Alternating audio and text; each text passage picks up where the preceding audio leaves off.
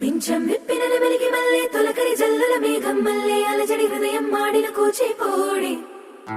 రంగుల దిద్దిన బొమ్మకు మల్లె కవితలు వద్దిన పుస్తక మల్లె సంతోషంలో ముద్దుగా ఈ అమ్మాడి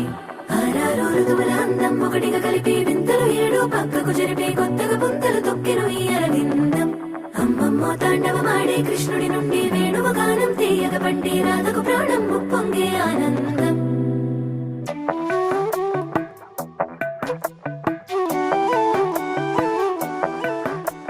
మధురము కదా ప్రతొక నడక నీతో కలిసేలా తరగని కథ మనదే కనుక మనసు మురిసినిలా ఉసురేమో